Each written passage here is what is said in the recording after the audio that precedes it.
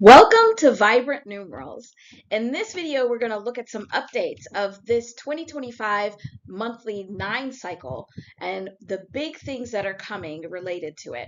I'm Elizabeth, and I help spiritual practitioners and number enthusiasts apply numerology to their practice and to their everyday life. Please make sure to like, subscribe, and share.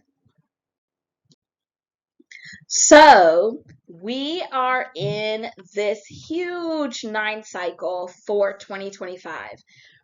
We already know that our whole world um, revolves around this 9 cycle. It's in a 9 cycle that everything that is made up of vibration and energy, which is everything, is created and destroyed. Because energy cannot be created or destroyed, that's why it's a cycle. So it's repurposing this energy. It's shifting it around. It's getting it to move because we don't want stagnant energy. And 2025, because of the placement of this 9 cycle, is extra powerful because we have this 9 cycle that started with January, and which is the first month. That doesn't always happen. And so that means this 9 cycle is amplified from January until we get to September. And really, it's all of the month's vibrations are aligned with where they're placed on our calendar. And so all of them have amplified energy, but these 9 are in this 9 cycle. So what do we do with this?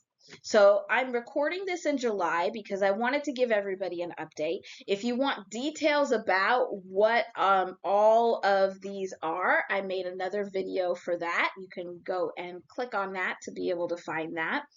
But what I wanted to focus on here is, what do you do? So my suggestion of what to do, especially if you're here in July or even August or September, or even at the end of the year is when you're seeing this video, you can go back and you can tap into these energies and try and use this 9 cycle as much as possible.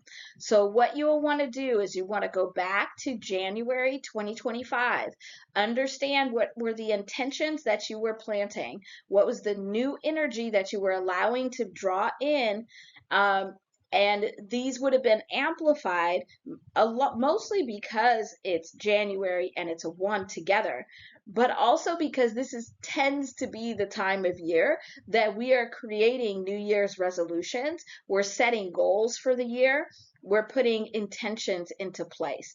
These intentions are amplified this year. So go back and really look and understand what were some of the things that you started in January, just so you know what's happening. And then pick which ones you want to kind of work through this 9 cycle. Then go into February and look at what are the extremes. Now, the extremes can either be things that are helping to push that goal forward, that intention forward, or it could be stuff that's barriers. Usually when we have extremes, it's both, where there's and it doesn't have to be one or the other. You can have it where one extreme is helping push forward and one extreme is holding you back, but it tends to be a mix where at both extremes, because nothing at either extreme is actually all good for you. It's just like with eating habits. Like if you eat all of one thing, it ends up not being good for you. So you have to look at what are the extremes, what are the forces and the energies that are fighting for and against your intention and your goal, and what can you do about them. Any of those that are personal to us, that are like internal, where it's like, oh, I need to change my mindset, you're going to have more control over those. So it's good to focus on those. Once you see those, now you can move into that March energy.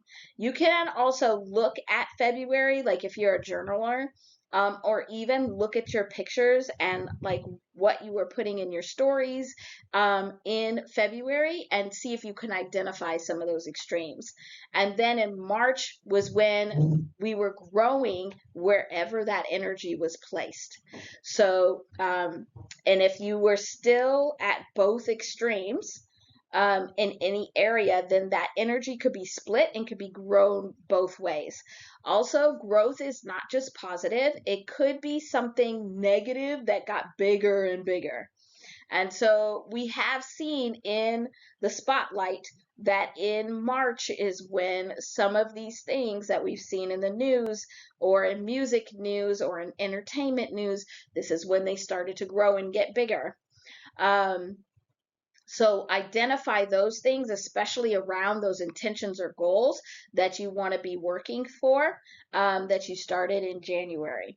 Then you can go into April and see which of those goals and aspirations that you have a strong foundation. And what's happening at their foundation? Where are the cracks? Where are the problems? Because that's that 4 energy. Really look at what were you doing? What were you talking about? Who were you around in April? And do any and all of those things contribute to your goal or take away from your goal? Because then that's where you get into 5. You go back and you look at what's happening in May. In May is when you could have seen big changes happening, especially related to those foundational things that were happening in April. So you can go back to May and be encouraged that anything that changed for your betterment was meant to happen. You were listening to your intuition there. It was meant to change.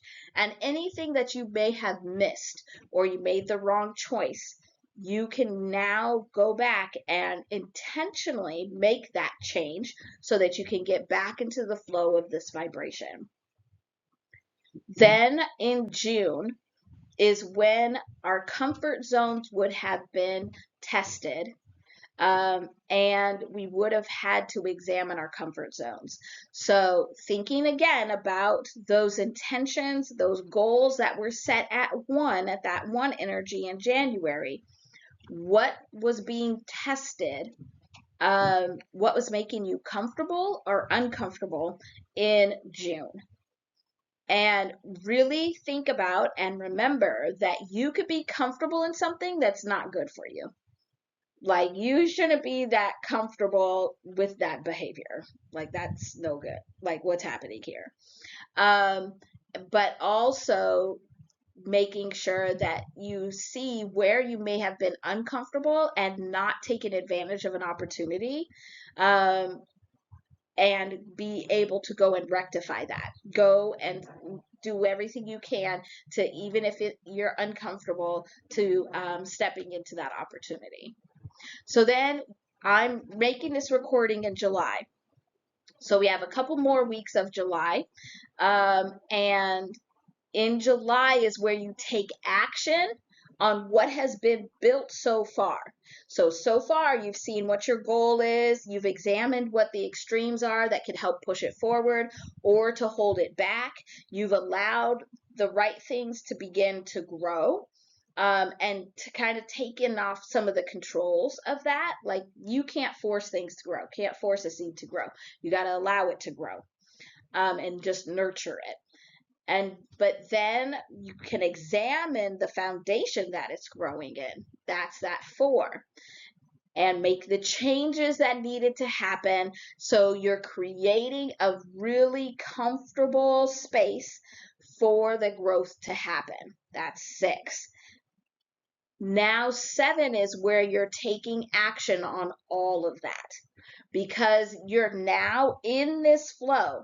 So it's important to go back and understand what the flow was happening, the energetic flow, because the actions you take in July have to be in flow.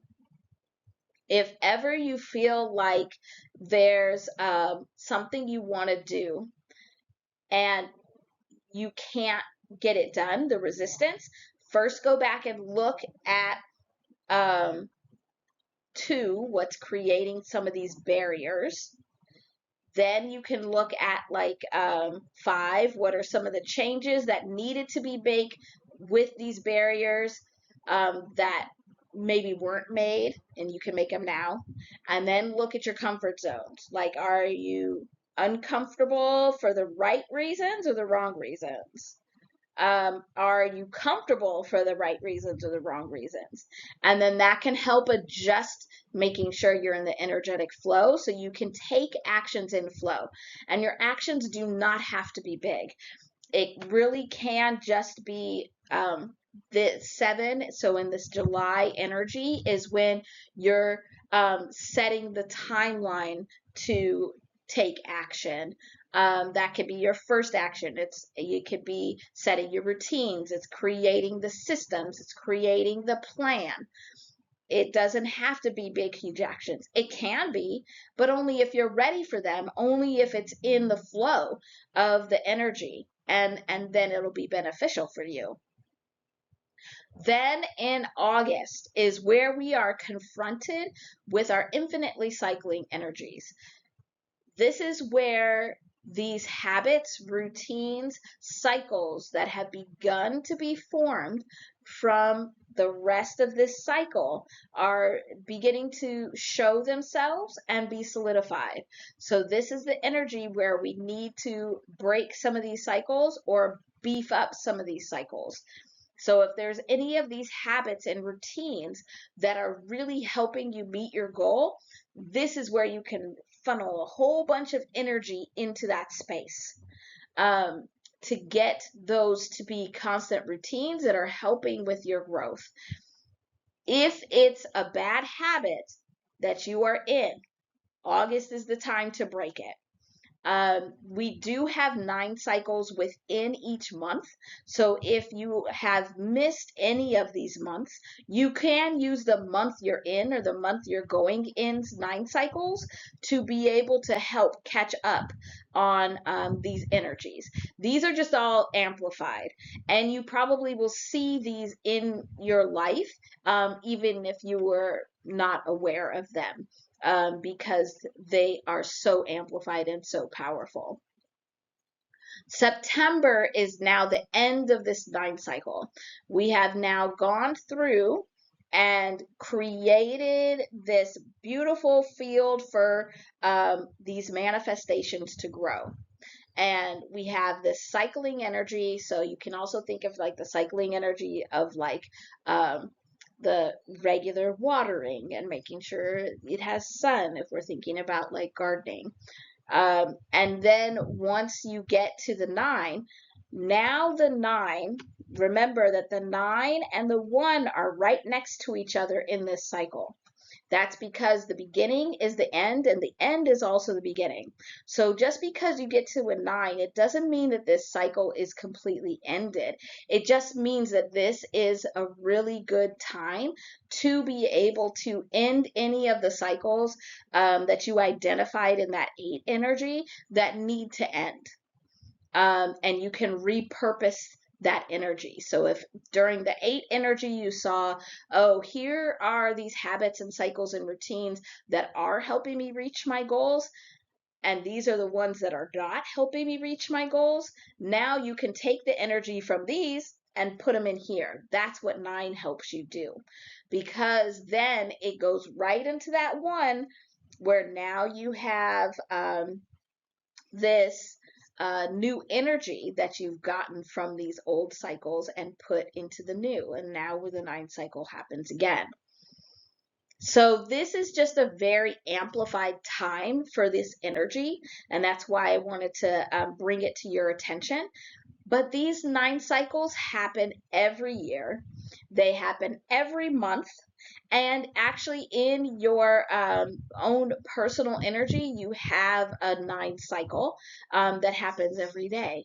And so it's just really making sure that we're taking advantage of how our energy, how our vibrations move, so that we're not having to do so much work. So we're able to work smarter, not harder. So hopefully this was helpful. Please let me know in the comments below what questions you have, what ideas you have for using this 9-cycle energy, and how else I can help. Thank you for watching all the way to the end. Hopefully this 9-cycle discussion will be helpful for you. Please leave in the comments below what questions you have. How are you going to use this 9-cycle? And how can I help you to use this 9-cycle even more? Thanks for being here. Make sure to like, subscribe, and share. Bye.